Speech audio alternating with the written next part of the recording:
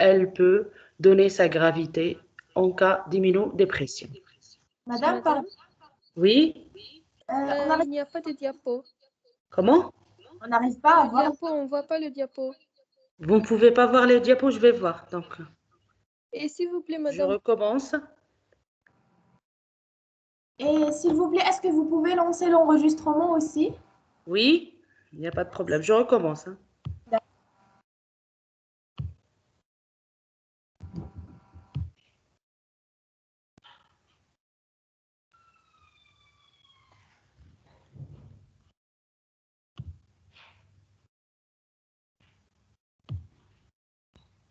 Voilà.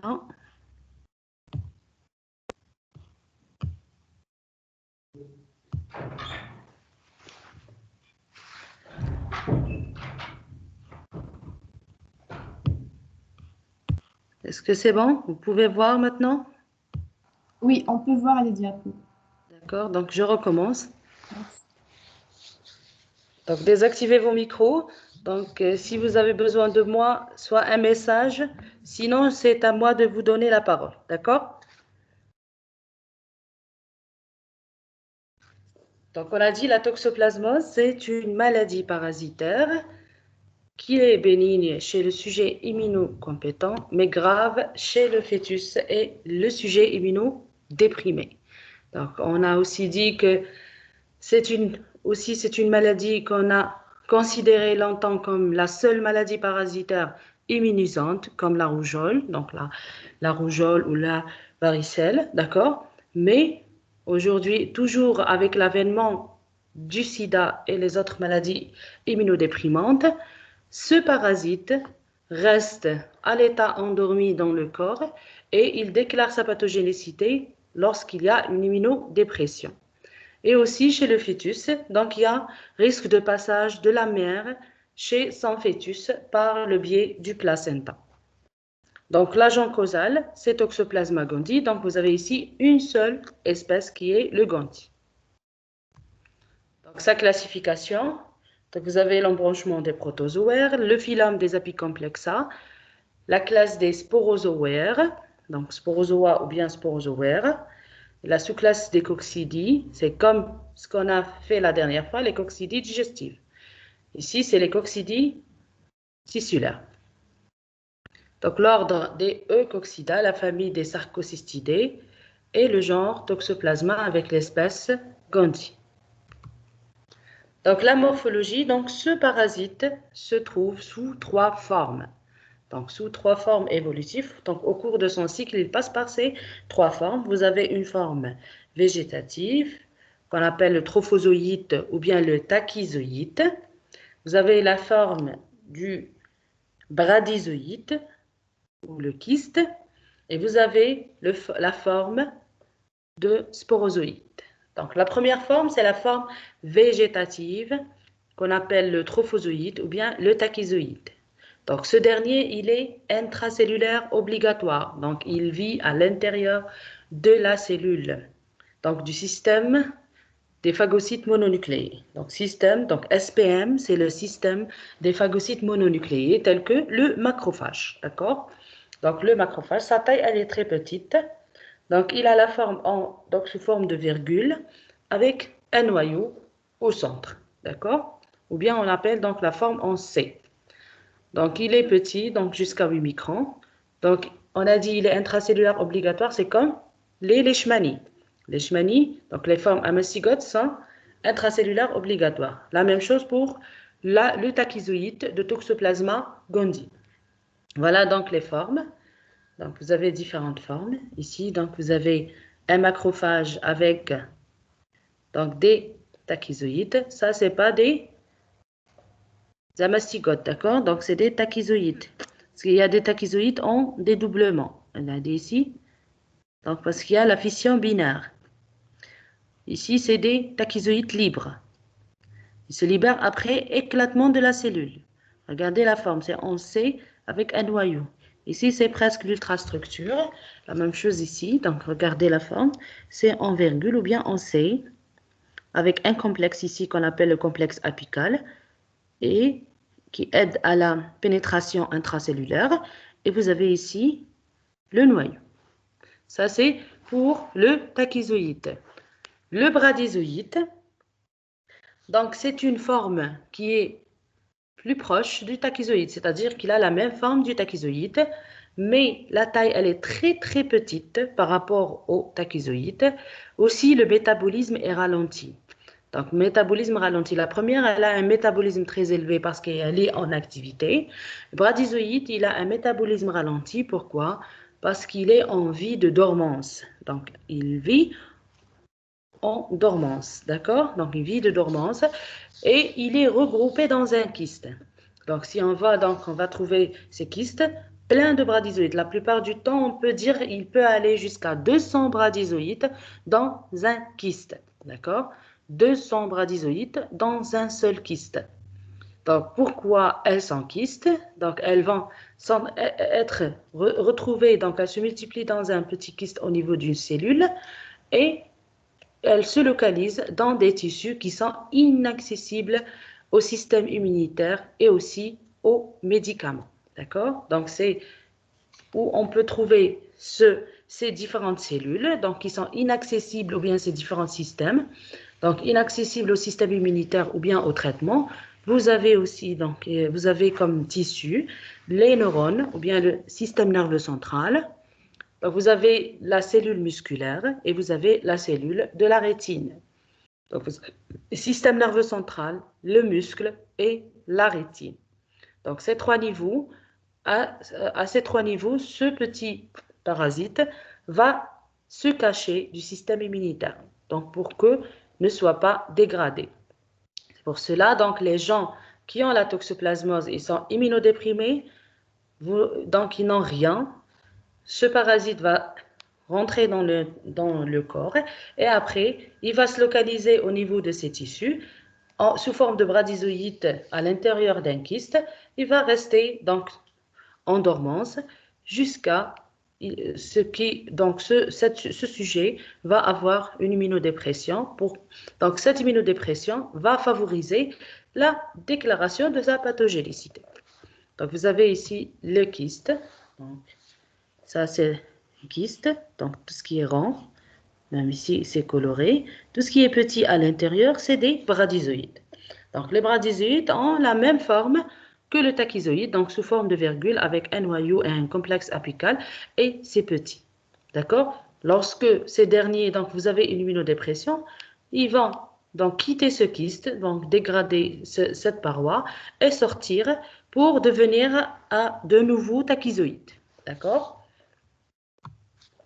Les sporozoïdes, donc ces derniers, on ne va pas les retrouver chez le sujet malade. Donc c'est une forme qu'on va la retrouver chez chez l'hôte définitive. Donc l'hôte définitive qui est ici donc le chat. Donc le chat est l'hôte définitive de la toxoplasmose. D'accord? Donc sporozoïde, c'est la forme donc, ou bien le résultat de la reproduction sexuée. Donc on a dit la dernière fois pour les coccidies, donc vous avez un cycle qui passe par deux étapes. Donc, une étape de une étape de schizogonie, une étape après de gamogonie. Donc, plusieurs étapes de schizogonie vont vous donner après la naissance à la gamogonie. Et la gamogonie va vous donner donc les gamètes mâles et femelles pour donner donc, c'est la reproduction sexuée pour la gamogonie qui va donner à la fin donc l'oocyste avec les sporozoïdes à l'intérieur. Maintenant, où on peut les retrouver? Donc, ces sporozoïdes, elles sont englobées dans un oocyste au niveau de l'épithélium intestinal de l'hôte définitif. Donc, l'épithélium intestinal de l'hôte définitif. Ici, on a dit l'hôte définitif, c'est le chat. D'accord? Donc, c'est chez le chat que se reproduit la reproduction sexuée. Donc, chez l'hôte intermédiaire, y compris l'homme, vous n'avez pas donc de reproduction sexuée. Vous avez que la reproduction asexuée. D'accord? Donc, à la fin, vous trouvez des sporozoïdes englobés dans un oocyste. Voilà donc ce qu'on a à la fin. Donc, vous avez ici la paroi externe, c'est la paroi de l'oocyste, à l'intérieur duquel vous avez un un sporocyste et chaque sporocyste, vous avez 4 sporozoïdes à l'intérieur. Donc 4 sporozoïdes à l'intérieur. Ici, vous avez les 4 sporozoïdes. La même chose ici. Donc vous avez, ça c'est après, donc si on peut voir au microscope en contraste de phase. Le microscope en contraste de phase va nous objectiver donc cette photo. Ici, vous avez 1, 2 et 3 et la tête du quatrième. Donc, le cycle évolutif, qu'est-ce qu'on a dit? Donc, on a dit que vous avez des hôtes définitifs et des hôtes, un hôte définitif et des hôtes intermédiaires. Donc, vous avez plusieurs types d'hôtes intermédiaires dont donc l'homme, il est aussi hôte intermédiaire. D'accord? Donc, vous regardez ici les hôtes, pardon. Hôte, le chat, c'est l'hôte définitif. D'accord? Et tout ce qui est schématisé ici, presque les animaux, donc herbivores, carnivores, peuvent être hôtes intermédiaires. D'accord? Donc, vous avez un cycle qui passe par 3 phases. D'accord? 3 phases. Une phase sexuée, une phase libre de maturation ou bien de sporulation, qui se trouve donc à l'extérieur, et une phase asexuée qui se déroule chez l'hôte intermédiaire. D'accord? Voilà, donc la première, pardon. Donc la première phase, celle-là. Ça, c'est le premier cycle. Et la première phase, vous voyez ici, c'est la gamogonie. Donc c'est presque la même chose comme les coccidies de type digestif. Chez l'hôte définitif, vous avez une coccidiose digestive. Donc, le toxoplasme va donner une coccidiose digestive chez le chat, pas chez l'être humain, d'accord? Chez le chat, c'est-à-dire il va se contaminer, soit par, vous avez donc 2 types de contamination pour le chat. Donc, vous avez 2 types de contamination pour le chat. Donc, vous avez la contamination par donc le chat, donc vous avez une contamination par les oocystes et les oocystes sporulés, d'accord? Oocystes sporulés. Donc cet oocyste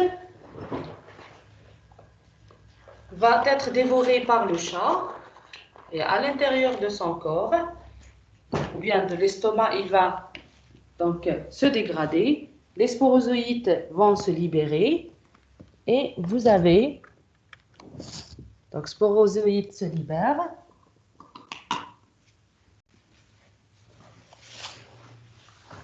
Pardon. Donc les sporozoïdes se libèrent ici chez le chat et chaque sporozoïde va contaminer une cellule intestinale. Donc au niveau de la cellule intestinale, va commencer donc la schizogonie.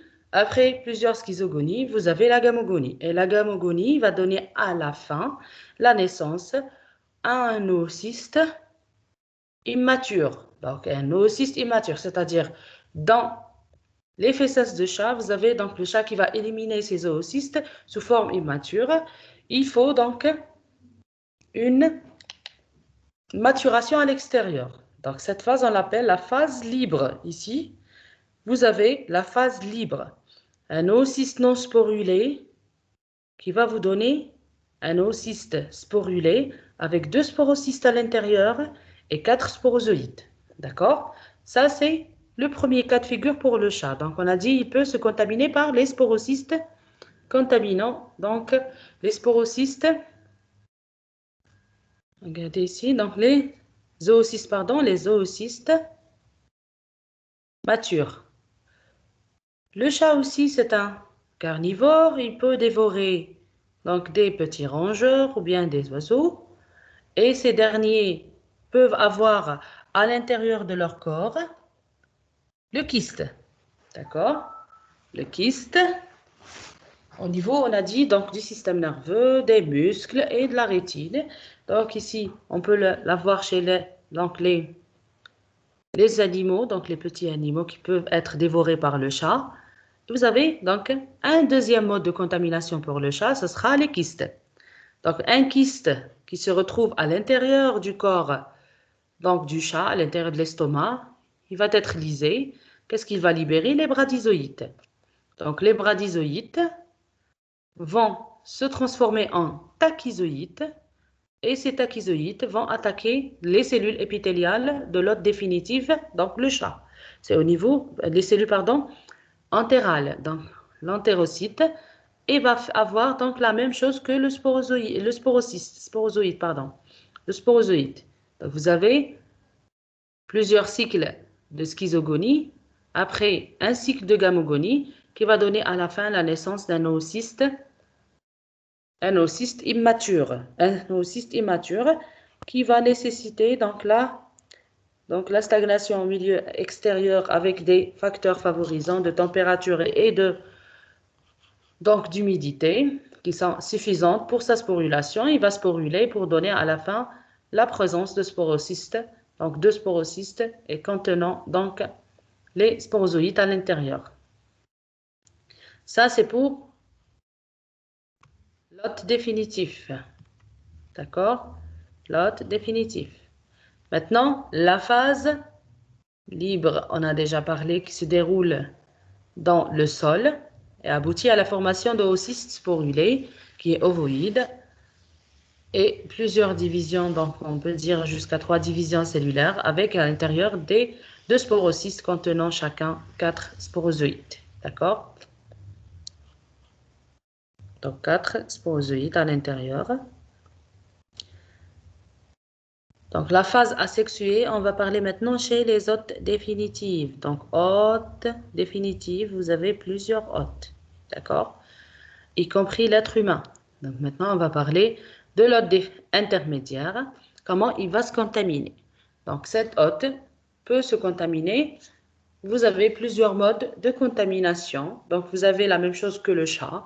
Donc il peut se contaminer par les oocystes. Regardez ici, donc le schéma, vous avez un oocyste sporulé dans les fesses de chat. Donc il est non sporulé. Après, il va se sporuler donc à l'extérieur, donc maturation. Il reste toujours dans les fesses. Donc ces fesses vont contaminer donc là l'environnement et l'eau. Donc le sujet peut se contaminer s'il est en contact avec la litière des chats, d'accord? Litière des chats qui est parasitée par ces oocystes. Vous avez au niveau de ces oocystes, au niveau de cette litière, les oocystes matures. Vous pouvez avoir donc les crudités mal lavées, d'accord, qui englobent ces oocystes, et aussi l'eau. L'eau peut contenir les oocystes aussi. Donc ça, c'est la contamination par les oocystes. Vous pouvez avoir aussi la contamination ici, regardez, par les kystes. Donc c'est en mangeant de la viande parasitée. On a dit, il se localise au niveau du muscle, donc on peut avoir des kystes. Et vous avez le bradyzoïde. Donc un bradyzoïde ici, et ici un sporozoïde. Donc un oocyste qui contient des sporozoïdes, un kyste qui contient des bradyzoïdes. Donc chez l'être humain, donc il va se contaminer par les sporozoïdes qui vont maintenant gagner, donc au niveau de l'estomac, donc cet oocyste va se dégrader, d'accord? Et il va donc libérer les sporozoïdes. Si on va manger de la viande, vous avez les bradyzoïdes qui se libèrent en dégradant donc là le kyste, la paroi du kyste. Donc le sporozoïde ou bien le bradyzoïde se transforme en tachyzoïde. D'accord? Tachyzoïde. Mais ce dernier ne va pas parasiter le tissu ou bien le tube digestif. Donc vous avez la transformation en tachyzoïde qui va directement passer dans le sang. D'accord? Il va passer dans le sang, rejoindre le système réticulo-endothélial ou bien le système des phagocytes mononucléés. Donc, il va pénétrer dans la cellule hôte en 10 à 15 secondes, rapidement. Donc, il va rapidement se retrouver à l'intérieur de la cellule. Donc, par la phagocytose, le système immunitaire, donc, il va bouger pour phagocyter. Donc, cette phagocytose lui autorise l'internalisation à l'intérieur de la cellule. Et il se retrouve à l'intérieur maintenant avec une vacuole qu'on appelle la vacuole parasitophore qui l'entoure. D'accord? Donc après, il va se multiplier. Donc, vous avez plusieurs multiplications. Donc il va se multiplier par fission binaire. D'accord? Donc, pardon. Donc, plusieurs parasites vont se retrouver dans la même cellule. Donc, maintenant, qu'est-ce qu'il va faire, ce parasite, pour sortir? Donc, il n'y a pas ici éclatement. Il va engendrer des trous au niveau de la cellule, donc bien la paroi cellulaire.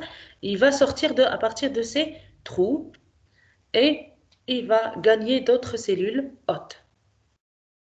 D'accord? Donc, il va parasiter autres cellules. Donc, et le cycle dure entre 6 et 8 heures.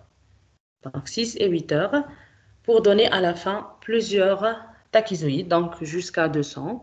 Donc, une fois la réponse immunitaire s'installe, d'accord? C'est un début, ça sera la reconnaissance du parasite. Donc, c'est un corps étranger à l'intérieur du corps. Donc, vous avez une multiplication à l'intérieur des cellules de phagocytes mononucléés qui fait partie du système immunitaire. Maintenant, le système immunitaire va bouger. Donc, lorsqu'il va bouger, donc il va commencer la dégradation de ces différents parasites. Donc, le parasite, il est malin. Qu'est-ce qu'il va faire? Donc, il va passer directement par la voie donc, de la circulation sanguine. Il va passer dans les tissus où le système immunitaire, il n'est pas vraiment trop actif. D'accord? Donc, vous avez, qu'on a dit, le système nerveux central, le muscle et la rétine. Donc, maintenant, qu'est-ce qu'il va faire? Il va s'introduire dans la cellule hôte, se transformer en bradyzoïde, commencer la multiplication. Donc, vous avez une formation d'un kyste et le kyste englobe, on a dit, donc jusqu'à 200 bradyzoïdes et il reste tranquille, donc sans être dégradé par le système immunitaire. Donc, toute personne immunocompétente qui a une sérologie positive pour la toxo, forcément, elle garde les kystes au niveau du cerveau, du muscle et de l'œil. D'accord? Donc, vous avez un parasite qui est endormi dans le corps. Donc, ça, c'est pour le cycle. Donc, vous avez ici la transmission. Regardez. Vous avez la transmission transplacentaire qu'on a dit déjà qu'elle est grave chez le fœtus. Donc, la femme, elle est immunocompétente. Elle peut le faire passer chez son enfant si elle a la toxoplasmose au cours de la grossesse. Donc, elle est sérologie négative. Si elle attrape le parasite, donc elle se contamine au cours de la grossesse, il y a le risque de passage par le placenta chez le fœtus. Et si la forme de contamination entre la femme et son fœtus, c'est le tachyzoïde, parce qu'il est encore dans le sang, d'accord? Il va circuler et il peut passer la barrière placentaire pour se retrouver chez l'enfant. Pour cela, il y a la gravité. Donc, le tachyzoïde qui peut se retrouver chez l'enfant. Ça, c'est la forme de contamination entre mère et fœtus. Maintenant, vous avez ici la transmission chez les greffés. Donc, le sujet qui peut avoir donc la greffe. Vous avez la transmission ici. Soit, donc vous pouvez avoir une réactivation, c'est-à-dire un sujet qui est immunocompétent, il a déjà fait la toxoplasmose, il a les kystes dans son tissu, ou bien dans son cerveau, ou bien les muscles. Maintenant, il va y avoir donc une immunodépression pour recevoir une transmission par un greffon. Vous avez la réactivation. Donc, vous avez une immunodépression, la notion d'immunodépression, et les bradyzoïdes vont se réveiller et se transformer en tachyzoïdes. D'accord? Ça, c'est un deuxième cas de figure. Donc, on a parlé en premier du chat. Donc, l'hôte définitive, le cycle.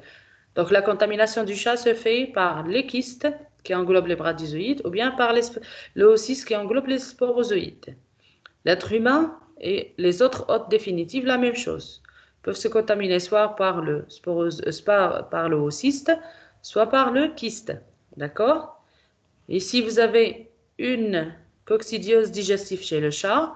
Chez l'être humain, c'est une coccidiose tissulaire. Donc, il va passer dans le sang. Il ne va pas rester dans le tube digestif. Pour le chat, il va rester dans le tube digestif pour être éliminé sous forme immature. Et il va y avoir donc là, le passage par la phase libre, qui est la phase de sporulation à l'extérieur du corps. Donc, le sujet, eh bien, le fœtus se contamine par voie transplacentaire par le tachyzoïde. Chez les sujets greffés, ils peuvent se contaminer par réactivation des bradyzoïdes. Ça, c'est pour le kyste. Si vous avez des questions, on peut reprendre le cycle. Ça, c'est un redit pour le cycle. Pour le mode de contamination, ou bien la forme infestante. Donc, vous avez 3 types, ou bien 3 formes infestantes. Donc, j'attends vos questions si vous avez. Sinon, on passe. Donc, vous avez la première forme infestante, c'est l'oocyste qui englobe des sporozoïdes. Oocyste qui englobe des sporozoïdes, c'est-à-dire un oocyste sporulé ou bien un oocyste mature. Donc, vous avez l'absorption des oocystes, sachez, la contamination chez l'hôte intermédiaire, y compris l'être humain, d'accord? Oocyste, donc de façon indirecte par les aliments souillés ou bien l'hygiène insuffisante des mains, parce qu'on peut avoir le contact avec le sol ou bien avec la litière des chats. Le deuxième cas de figure, c'est la contamination par les kystes. Et ici, vous avez la consommation de viande insuffisamment cuite, ou bien par transplantation d'organes chez les donneurs séropositifs. Donc, donneur séropositif. Donc, un donneur qui est positif, il a les kystes à l'intérieur de son organe donné et le sujet qui va recevoir, il est en immunodépression. Vous avez des bradyzoïdes qui se transforment directement donc en tachyzoïdes. Troisième cas de figure, c'est les tachyzoïdes. Donc là, le trophozoïde ou bien les tachyzoïdes qui passent la barrière transplacentaire. Et vous avez ici la toxoplasmose congénitale. Toxoplasmose congénitale. Donc, pour le tableau clinique, donc vous avez la toxoplasmose acquise postnatale chez le sujet immunocompétent. Vous avez aussi la toxoplasmose chez l'immunodéprimé et vous avez la toxoplasmose congénitale, c'est-à-dire le sujet va être malade au cours de sa vie fœtale, donc dans le ventre de la mère. Donc, la toxoplasmose acquise chez un sujet immunocompétent, pourquoi on dit postnatal? C'est-à-dire il se contamine après la naissance. Congénital, il se contamine avant la naissance. Donc, postnatal, sujet immunocompétent, la plupart des gens ne vont pas avoir des symptômes. Donc, elle est asymptomatique dans 80% des cas. Les sujets qui vont déclarer les symptômes, vous avez une phase qu'on appelle la phase aiguë de la maladie il peut avoir donc la présence de quelques symptômes comme les adénopathies cervicales, une fièvre et un sujet qui est très fatigué, donc asthénie. Mais l'évolution après 15 jours, elle évolue de façon bénigne. Pourquoi? Parce que le tachyzoïde va s'échapper du système immunitaire, il va rester en vie de dormance. C'est pour cela qu'on a une évolution bénigne, parce que le sujet immunocompétent, il a un système immunitaire puissant. D'accord? Il va s'échapper, se localiser au niveau des tissus, donc du système nerveux central, des muscles et de la rétine. Et la guérison peut passer donc de façon spontanée sans traitement. On peut avoir aussi chez l'immunocompétent des formes graves comme chez l'immunodéprimé. Donc l'évolution est la même, donc on peut avoir des formes graves. Ici, c'est la souche qui va commander ça. Donc vous avez des souches très très virulentes qui peuvent engendrer donc, des tableaux graves chez l'immunocompétent. D'accord? Mais c'est rare. Maintenant, chez les sujets immunodéprimés, donc elle peut donner directement la mort parce qu'elle est vraiment très grave. Et des fois, on peut avoir des formes oculaires isolées. Donc, on peut avoir des formes oculaires et isolées. Les formes oculaires peuvent aller donc, vers la cécité et c'est une cécité bilatérale. Donc, cécité bilatérale. Vous avez la toxo qui peut être localisée et la toxo qui peut être disséminée chez les sujets immunodéprimés. Donc, la localisation la plus retrouvée chez les sujets immunodéprimés, vous allez trouver la localisation cérébrale, donc au niveau du cerveau, donc sous forme de foyer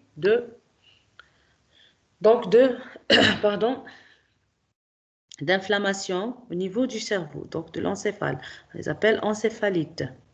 Regardez ici, donc c'est des petites formations au niveau des tissus du cerveau. Vous pouvez avoir aussi la localisation oculaire qu'on a déjà parlé qui peut passer vers la cécité. Donc, chez le sujet immunodéprimé VIH positif, l'association des deux, on peut avoir, donc là, le sujet VIH, il peut avoir et la localisation cérébrale et la localisation oculaire, donc 40%. Regardez ici, c'est la rétine.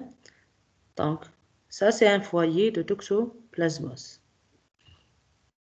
Vous pouvez avoir aussi la localisation pulmonaire qui est en dernier. Donc, si on passe à la localisation pulmonaire qui peut être localisée, et c'est très exceptionnel, la plupart du temps, vous avez un tableau de toxoplasmose disséminée. Donc, presque, vous avez le cerveau, le poumon, l'œil et les autres organes qui sont touchés avec une fièvre. Donc, un sujet qui sent une fièvre isolée, qui est secondaire. Pourquoi? Donc là, les atteintes, elles sont secondaires à une réactivation du toxoplasmose. On a dit réactivation, c'est pour cela qu'on dit elle touche rapidement ou bien en premier lieu le cerveau parce qu'un sujet immunocompétent qui a déjà les kystones au niveau du cerveau, si immunodépression, donc ces bradizoïdes se réveillent in situ, c'est-à-dire au niveau du cerveau et elles commencent les foyers inflammatoires à ce niveau pour se disséminer dans tout le corps, d'accord? Ou bien un sujet qui est séronégatif, il peut y avoir donc, lorsqu'il est immunodéprimé, il peut se contaminer dans cette période et on appelle ça la primo-infection. C'est-à-dire, primo-infection, c'est le premier contact avec le toxo et vous avez donc la dissémination rapide pour la primo-infection puisque c'est la phase aiguë. Directement, vous avez le tachyzoïde qui attaque tous les tissus. Maintenant, la localisation chez les fœtus, qu'on appelle la toxoplasmose congénitale.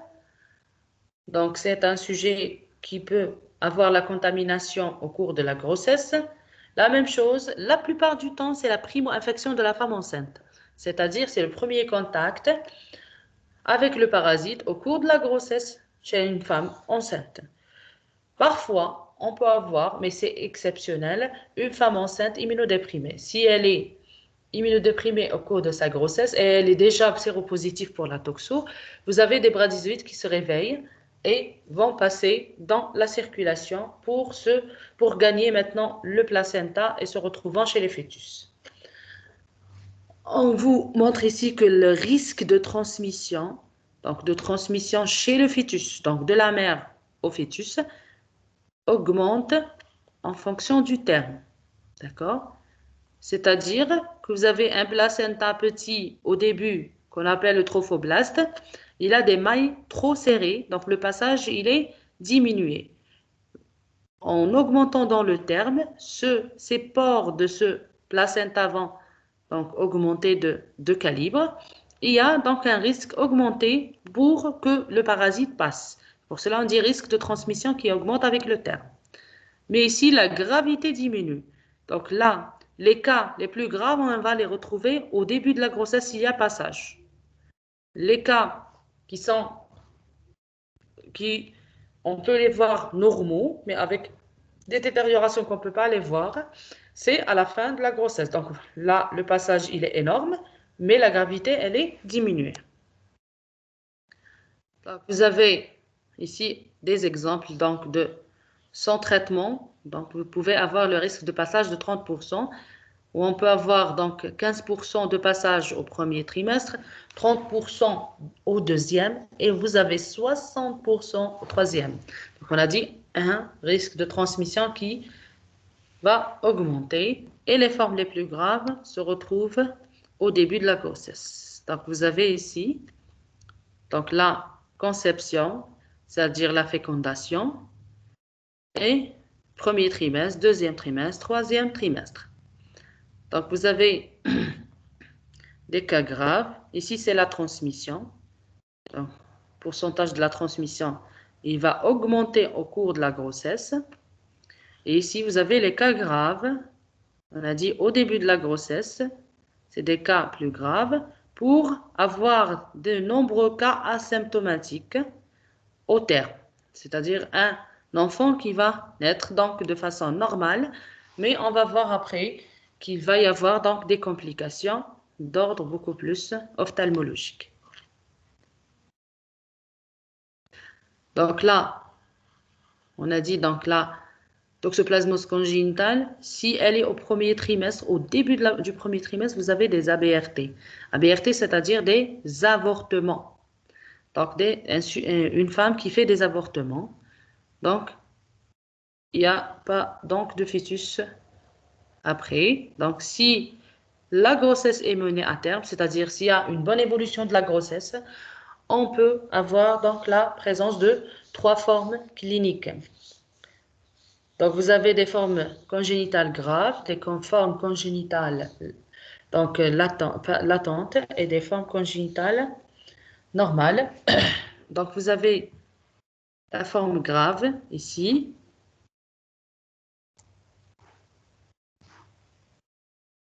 Contamination, on a dit donc que les formes graves, la contamination, elle est très précoce durant donc la vie fœtale, d'accord? Donc vous avez soit une encéphalo-méningo-myélite, c'est-à-dire l'inflammation de tout l'encéphale, et avec les méninges et la moelle épinière. Donc encéphalo-méningo-myélite. Encéphalo-méningo-myélite. Vous avez soit un enfant qui a, donc à la naissance, un tableau d'infection néonatale grave.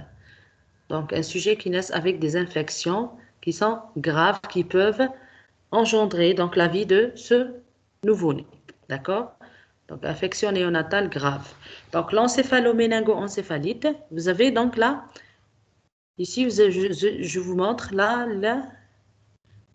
un petit enfant avec une grosse tête. C'est là. Donc ici, vous avez, pardon, si on dit une grosse tête, donc c'est l'hydrocéphalée. Hydrocéphalée, c'est-à-dire présence de liquide céphalorachidien. Donc en grande quantité, il n'y a pas de passage, il n'y a pas de passage donc dans le corps, il va être stagné au niveau de la tête. Et comme le fœtus allait déjà, donc là, l'os du crâne, ils ne sont pas vraiment encore soudés, donc il va y avoir l'agrandissement de la tête qu'on appelle l'hydrocéphalée. On peut avoir donc des macrocéphalies, donc un enfant qui a une petite tête, ou bien des choriorétinites, d'accord? Choriorétinite, c'est-à-dire au niveau de la rétine, il y a une inflammation. Vous avez la congénitale bénigne. Donc, cette contamination elle est plus tardive que la première. Et vous avez donc quelques signes. Vous pouvez avoir un nouveau-né avec un retard psychomoteur, un nouveau-né qui fait des convulsions, ou bien une choriorétinite qui s'installe de façon progressive chez ce nouveau-né. Dernier tableau, ici, c'est la plupart des cas, parce que le diagnostic n'est pas fait à temps. On a la toxoplasmose congénitale latente avec des nouveau-nés normaux, d'accord? Donc, on voit un nouveau-né, qu'on va faire un examen chez lui. C'est un nouveau-né normal. On va le laisser tranquille, mais c'est un sujet qui a fait, donc, il y avait un passage de façon très tardive dans la grossesse, donc au cours du 3e trimestre. La plupart du temps, c'est proche du terme. Et le diagnostic ne se fait que de façon biologique, c'est-à-dire qu'on va faire la sérologie. En faisant la sérologie, on peut diagnostiquer ce problème. Donc, le traitement, si on va traiter de façon rapide et précoce, on évite le passage vers les formes oculaires retardées. Donc, cet enfant risque de faire une choriorétinite à l'âge, donc enfant, à l'âge de l'adolescence ou bien à l'âge adulte. Il y a des sujets qui restent normaux jusqu'à l'âge adulte et ils déclarent une choriorétinite. S'il n'est pas traité à temps, il peut passer vers une cécité bilatérale définitive. Donc, cécité bilatérale définitive. D'où l'importance ici de faire le diagnostic d'abord chez la femme enceinte pour diagnostiquer une toxoplasmose et comme ça, on peut commencer un traitement précoce chez ces enfants. Vous avez aussi donc la localisation qui peut être isolée. Donc, on a parlé de la localisation oculaire chez le sujet qui est normal à la naissance et après, il va déclarer cette localisation, donc toxo-oculaire, qui est diagnostiqué chez un enfant ou un adulte jeune, mais c'est une manifestation tardive d'une toxo congénitale. La plupart du temps, si on voit un enfant ou bien un adulte jeune qui souffre des troubles oculaires et après vous avez une choriorétinite au diagnostic, la plupart du temps, elle est due à la transmission au cours de sa vie fœtale du toxoplasme. Donc, il y a des cas où la toxoplasmose acquise, c'est-à-dire postnatale, après la naissance, peut donner directement la localisation oculaire chez un sujet immunocompétent. Mais c'est rare et la plupart des cas de ces toxoplasmoses oculaires sont dus à la manifestation tardive d'une toxoplasmose congénitale. Donc, le diagnostic biologique, donc comment on peut le faire? Il peut être direct comme il peut être indirect. Donc, direct par la mise en évidence d'une des formes parasitaires, c'est-à-dire la mise en évidence du tachyzoïde ou bien du kyste. D'accord? Tachyzoïde ou du kyste ou bien de son ADN. On ne peut pas faire la mise en évidence du sporozoïde chez l'être humain. D'accord? On le retrouve chez son hôte définitif. D'accord? L'hôte intermédiaire, on trouve que soit le kyste qui englobe des bradyzoïdes, soit les tachyzoïdes, ou bien l'ADN toxoplasmique par les techniques de biologie moléculaire. Donc, il peut être indirect. Ici, c'est la plupart des cas où on fait la détection des différentes classes des immunoglobulines. C'est la sérologie. Donc, la sérologie à la recherche des anticorps antitoxoplasma avec les différentes classes. Donc, parfois, pour le diagnostic, on peut passer, ou bien on est obligé de faire donc, un profil comparé.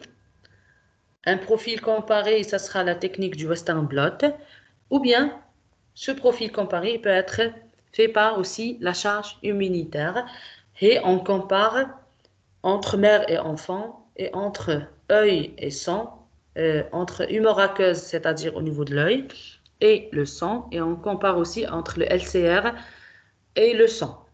On va voir après c'est quoi.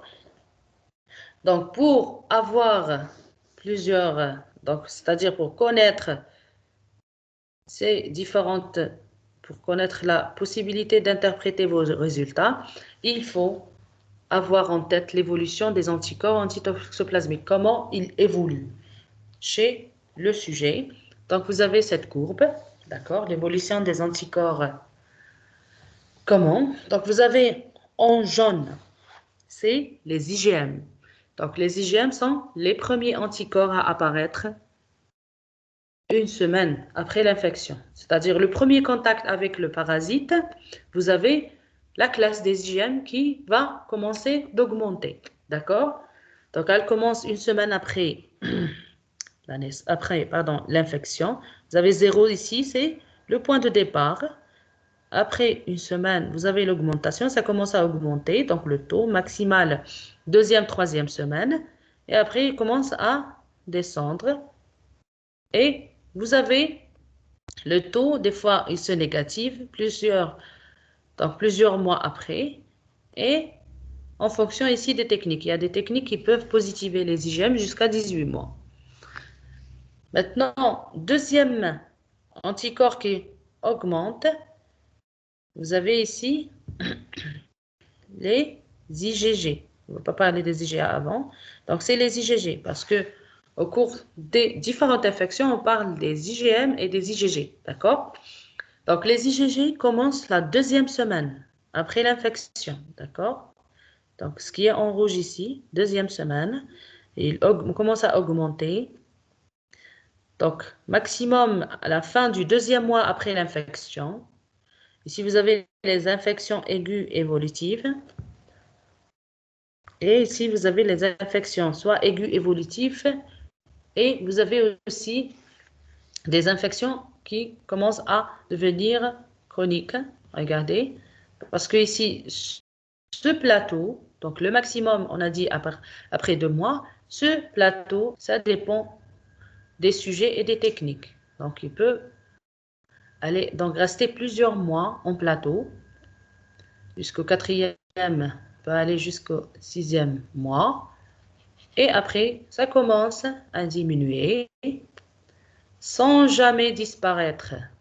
Donc, les IgG ne disparaissent jamais si vous avez contact avec n'importe quel micro-organisme. Donc, vous gardez des anticorps, d'accord, de la classe des IgG. On les appelle, donc là, l'immunité, donc donc mémoire, qui va signer que vous étiez déjà en contact avec un micro-organisme. Donc, elle va signer ici une infection ancienne. Infection ancienne, vous avez un taux, donc un taux très faible des anticorps IgG qui signent une infection ancienne. Ça, c'est pour les IgG. On va parler maintenant des IgA, donc ce qui est en bleu, des IgA.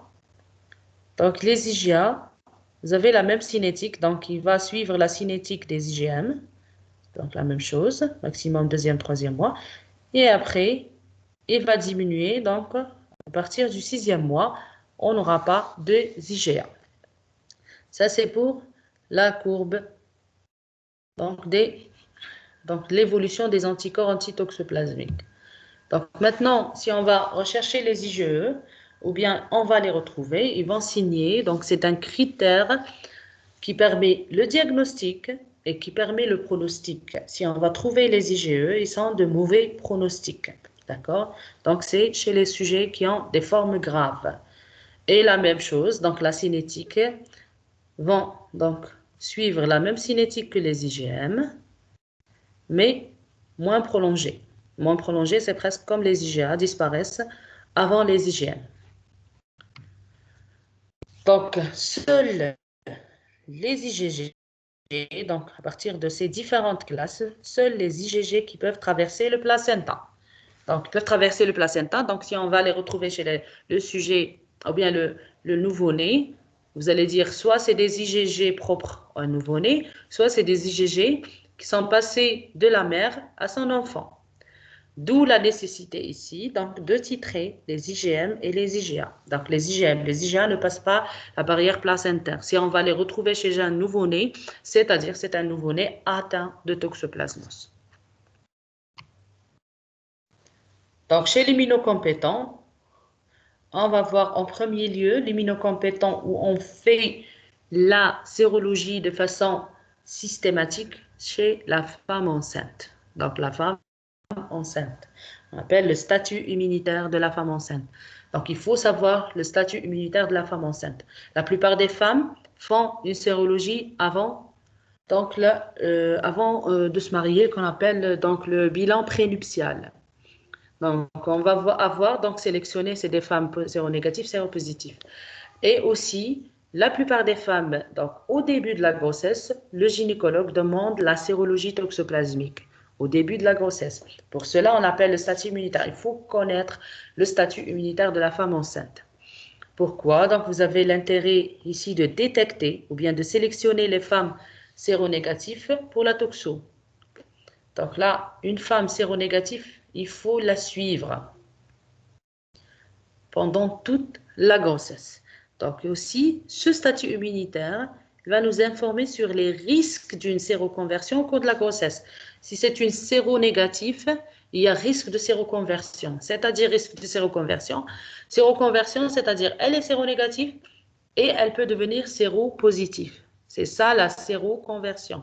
Séronégatif passe à la séropositivité. On appelle la séroconversion. Il faut conseiller à ces femmes des mesures d'hygiène et de diététique.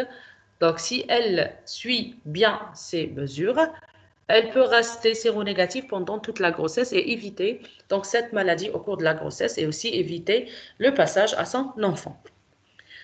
Ça, c'est pour les séronégatifs. Donc, ce statut immunitaire aussi, il permet de dépister et traiter toute séroconversion. Donc, toute séroconversion. On a dit donc informer sur les risques de séroconversion. Si cette femme, elle est bien suivie, elle est toujours séronégative, séronégative, séronégative, jusqu'à un mois de grossesse, par exemple, au 6e mois, on fait toujours le contrôle et au contrôle 5e mois, elle était séronégative. Le 6e mois, elle est devenue séropositive. Donc, on va la dépister rapidement de façon précoce et on va commencer son traitement. D'accord? Ça, c'est dépister et traiter toute séroconversion. Donc aussi, donc ce suivi sérologique chez les femmes séronégatives doit commencer en périconceptionnel, c'est-à-dire plus près de la fécondation, là où la femme, elle est séronégative, pardon, elle est enceinte, elle tombe enceinte. Donc, le 1er mois, on va commencer ça, son suivi sérologique. Donc, on le fait de façon mensuelle, donc chaque mois, et il se termine une semaine après l'accouchement. Donc, on le fait le 9e mois, si elle est donc à terme. Après l'accouchement, on attend une semaine.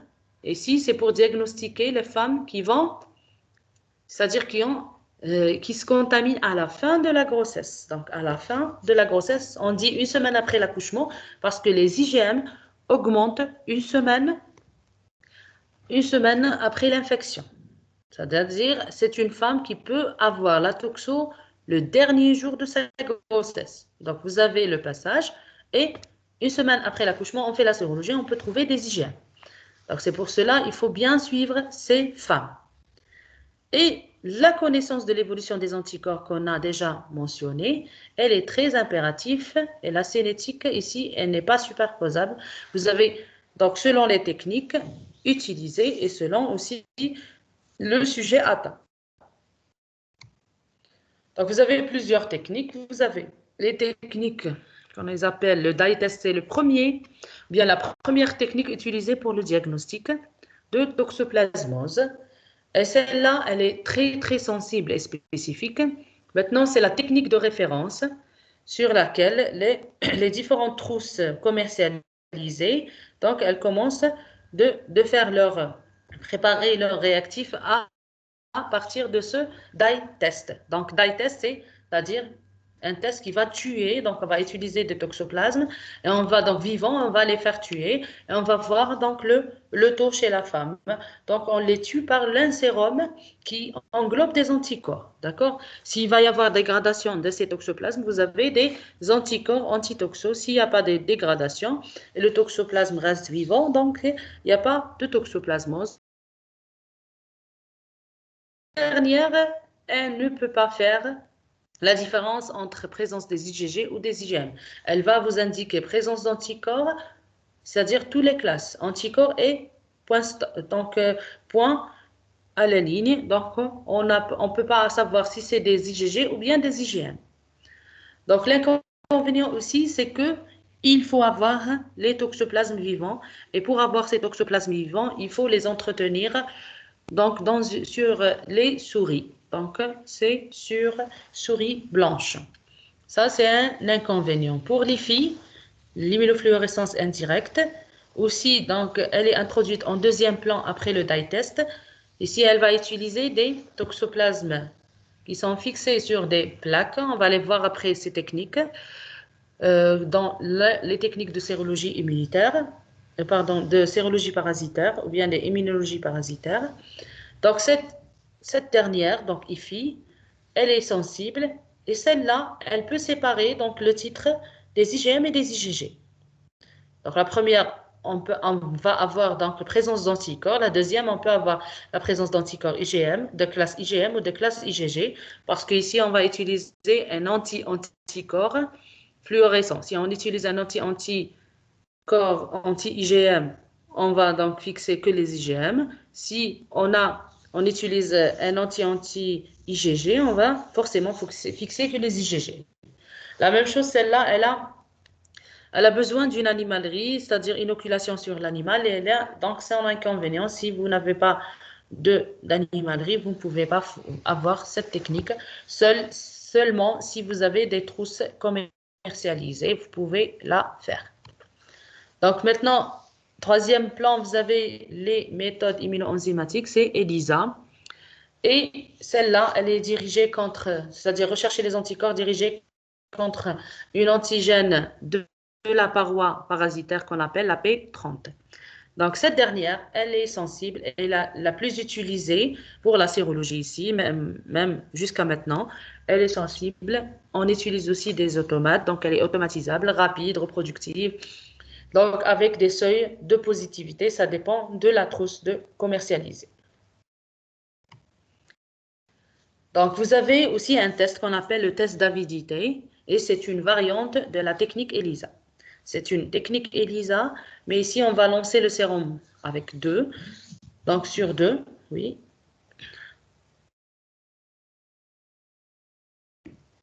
Donc, l'IFD et l'IFI. Donc, à chaque fois, je vous dis, donc, IFD, c'est l'immunofluorescence directe. C'est-à-dire, on va rechercher le parasite directement. Donc, sur les plaques. Après, je vais vous montrer lors du cours donc, de l'immunologie parasitaire, comment on peut avoir ces plaques.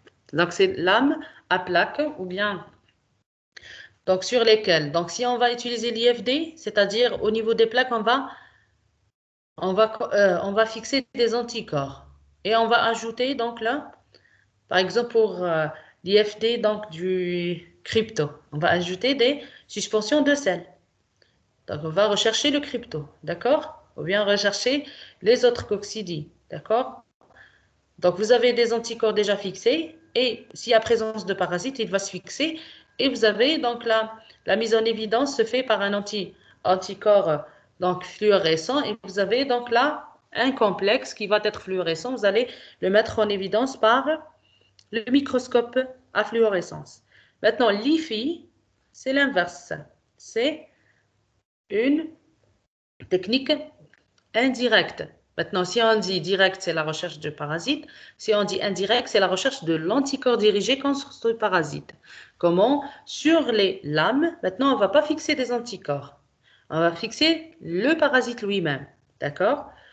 Et on va ajouter le sérum du malade chez qui on va rechercher ces anticorps. S'il y a présence d'anticorps chez ce malade, ces anticorps vont se fixer sur le parasite déjà fixé sur les lames. Et on va ajouter un anticorps fluorescent qui va se fixer sur le complexe. Et la lecture va nous montrer la présence des anticorps. Donc, s'il y a présence des anticorps, c'est-à-dire on va avoir qui vont se fixer et vont dessiner le parasite lui-même. Ça, c'est l'IFD, la différence. Je ne sais pas si c'est clair ou non. C'est clair?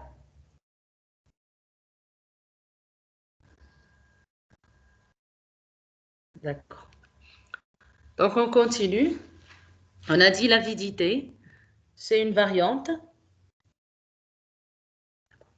Donc, c'est une variante de l'ELISA. C'est une technique comme l'ELISA, mais ici, pour l'avidité, on va, pour chaque sérum, lancer 2 fois.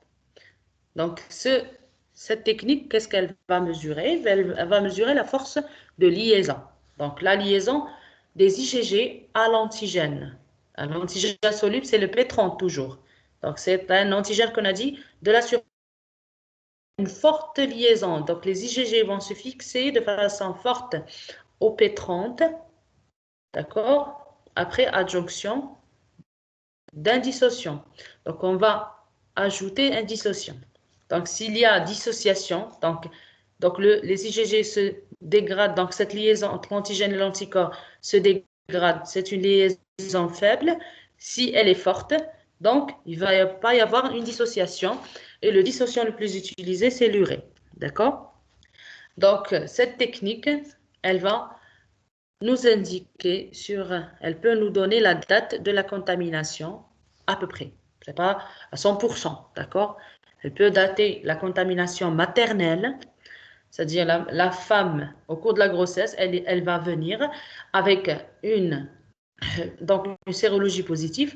On ne connaît pas cette femme parce qu'elle n'est pas suivie, on ne connaît pas à quel temps elle était contaminée. On va faire le test d'avidité chez elle et on va mesurer cette force de liaison. Si elle est faible, elle est contaminée de façon précoce, donc plus près donc, du mois de grossesse, on va voir quel mois elle est. Donc, il faut la corréler à la grossesse.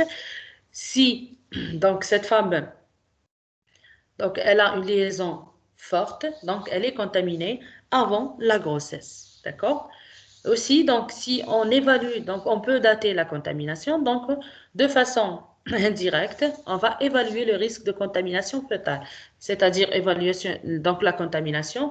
Si on connaît la date de la contamination, on peut dire que c'est donc là, le passage, il était élevé ou diminué. Donc, le passage, on a dit, donc, il est diminué au cours des premier et deuxième trimestre, il augmente jusqu'au troisième trimestre. Donc, on peut avoir donc l'évaluation du risque de contamination fœtale. Vous pouvez avoir donc la technique ISAGA qu'on appelle la méthode d'immunocapture. Donc, cette technique, elle est utilisée seulement pour les IgM. Donc, elle peut détecter que les IgM. C'est une technique très sensible, très spécifique, qui peut même donc donner des résultats positifs trop sensibles. Donc, c'est le seul inconvénient de cette technique qui peut donner donc, des positivités jusqu'à 18 mois. Donc, 18 mois, c'est déjà ancien et elle nous donne la positivité des IgM. Donc, la technique aussi du Western blot, qu'on appelle aussi la technique d'immuno-empreinte, celle-là, elle est vraiment très importante. Elle a un grand apport de diagnostic et qui permet ici de différencier les anticorps de la IgG, parce qu'on a dit les IgG passent la barrière placentaire. Maintenant, chez un nouveau-né, on va faire la recherche des IgG. On ne sait pas, est-ce que c'est des IgG de la mère ou c'est des IgG de l'enfant? Qu'est-ce qu'on fait? On fait le Western blot qui peut orienter, différencier. Donc, c'est sous forme de bandelettes de nitrocellulose sur lesquelles on va avoir des bandes colorées. Et ces bandes colorées, si présence des IgG maternelles, vous avez les mêmes bandes. Si donc il y a des différentes de bandes, donc ce n'est pas les mêmes bandes, le sujet a ses propres antigènes. Aussi, on peut rechercher sur les mêmes bandes la présence des IgM et même les IgA. Si la présence des IgM et des IgA forte, donc on dit que c'est un sujet atteint. On peut aussi utiliser le Western blot dans le cas de la toxoplasmose oculaire et aussi de la toxoneurologique chez le sujet immunodéprimé. J'ai dit au premier lieu, on peut comparer entre mère et enfant. Pour la toxo-oculaire, on compare entre humeur aqueuse au niveau de l'œil et le sang du même sujet. Et la neurotoxoplasmose, on compare avec le LCR donc, et le sang du même sujet. Donc, la toxoplasmose oculaire qui est acquise. Si on dit acquise, c'est après la naissance. Donc, le diagnostic chez ces derniers, il est avant tout clinique, c'est-à-dire faire un fond d'œil pour rechercher les foyers cicatriciels et des foyers actifs. Donc, la toxo-acquise, donc un sujet aussi clinique, donc il a une acuité, une baisse de l'acuité visuelle avec un œil rouge. On va faire le fond d'œil, on trouve des foyers cicatriciels sur la rétine. Donc,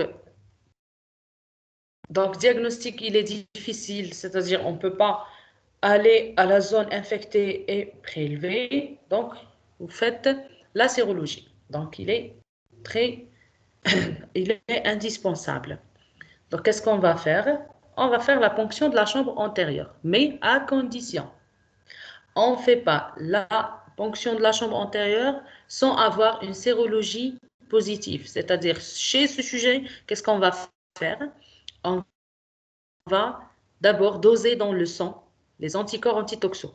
S'il a des anticorps antitoxaux, il est toxopositif, on va faire la ponction de la chambre antérieure. Et on compare, donc on fait un profil comparé entre l'humeur aqueuse et le sérum.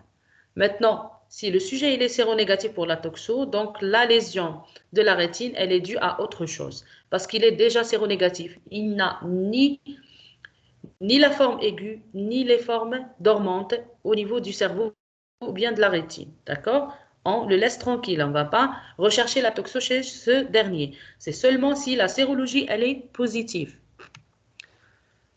Donc, son diagnostic, donc la recherche de la néosynthèse, c'est-à-dire la synthèse locale au niveau de l'œil des anticorps. On a parlé de profil comparé, il peut être soit par le Western blot, rechercher les mêmes anticorps sérum, humeur aqueuse, ou bien des anticorps en plus retrouvés dans l'humeur aqueuse. Donc, il donne le diagnostic positif. Si vous n'avez pas le Western blot, vous pouvez mesurer la coefficient Desmond. Donc, cette coefficient, c'est le rapport de la charge immunitaire intraoculaire sur la charge immunitaire sanguine. Comment calculer la charge immunitaire? Donc, c'est les IgG spécifiques antitoxaux, donc sur les IgG totaux au niveau oculaire. Ça, c'est la charge intraoculaire. Sur la charge donc, sanguine, c'est les IgG spécifiques antitoxaux sur les IgG totaux. Donc, ce coefficient est il est supérieur à 4, donc c'est un diagnostic positif. S'il est inférieur, il est éliminé. Donc, on peut aussi, par la biologie moléculaire, mettre en évidence le ADN parasitaire sur l'humeur aqueuse. Donc, on va prélever l'humeur aqueuse, rechercher l'ADN, et vous avez des gènes cibles, comme vous le voyez, donc le SAG1 et le B1, qui donnent des meilleurs résultats. Mais de préférence, si on peut faire la combinaison du diagnostic immunologique associé au diagnostic direct qui va augmenter la sensibilité, c'est-à-dire faire la recherche de l'ADN ou bien la recherche du tachyzoïde si on peut le retrouver, mais c'est rare, et aussi faire la sérologie par soit la coefficient Desmond, soit le Western blot. Donc la toxocongénitale, donc elle est très difficile si on n'a pas le suivi de la femme enceinte. Et aussi, donc, vous avez la nature des prélèvements à effectuer aussi et les méthodes diagnostiques qui sont multiples. Donc, multiplicité des méthodes diagnostiques avec des prélèvements difficiles à effectuer. Donc, vous avez 3 temps pour faire le diagnostic congénital. On peut le faire en anténatal. Si on dit anténatal, c'est avant la naissance. On peut le faire en néonatal, c'est à la naissance. Et en postnatal, c'est après la naissance, avec surveillance qui peut suivre jusqu'à l'âge adulte. On peut surveiller le sujet jusqu'à l'âge adulte pour éviter le passage vers les choriorétinites d'installation progressive. Donc, vous avez le diagnostic en anténatal.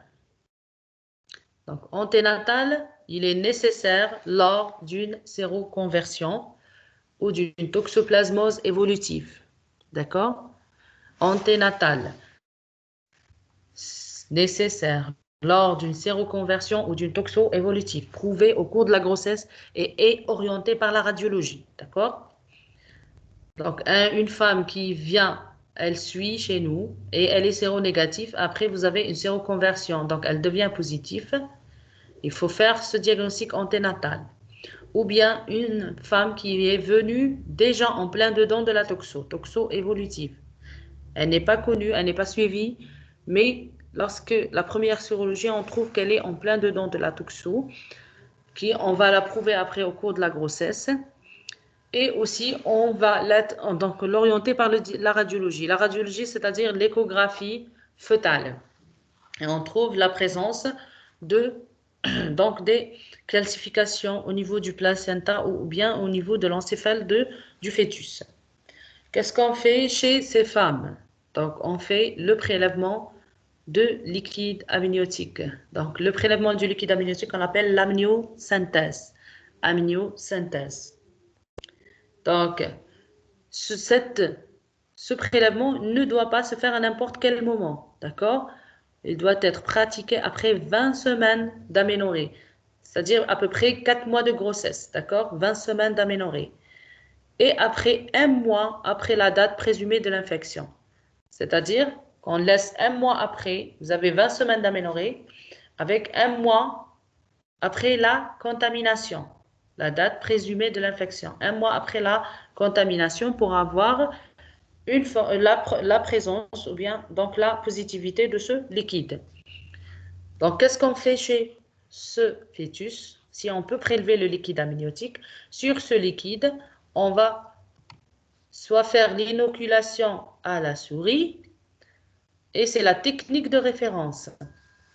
Donc, on inocule à la souris, donc, pardon, sur une inoculation intrapéritonéale ou bien intracérébrale, directement à l'intérieur du cerveau, le liquide. Donc, après, qu'est-ce qu'on fait?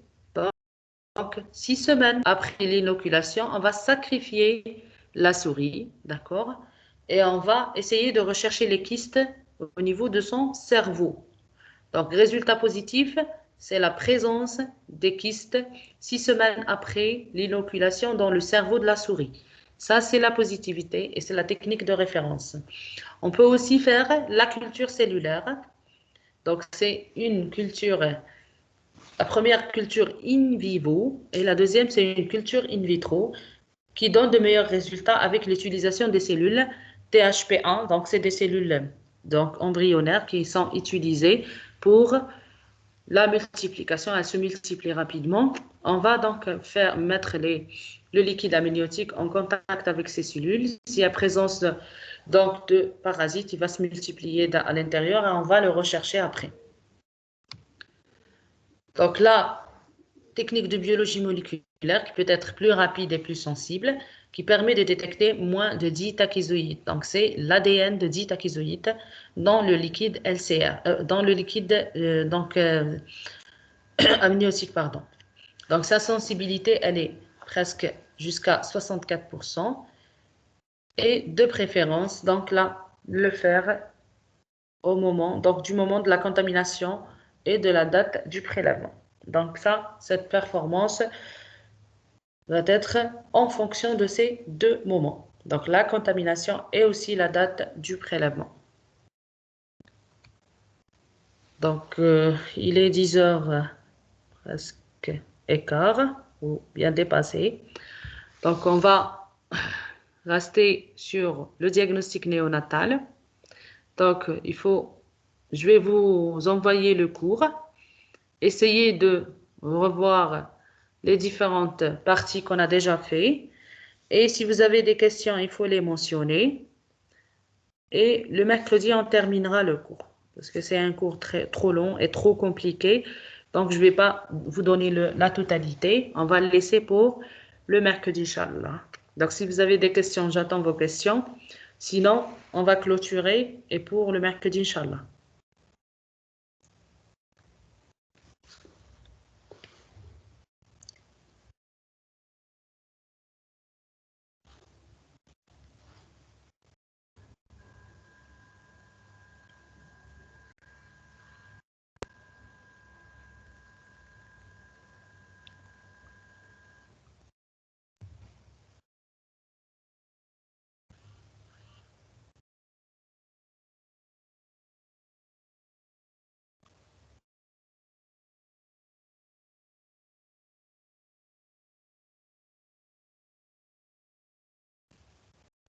Comment on peut savoir qu'une femme quelconque peut risquer une séroconversion? Qu'est-ce que j'ai dit? Donc, je vous ai donné la définition de la séroconversion. D'accord? On a dit une séroconversion, c'est-à-dire une femme séronégative qui va devenir séropositive.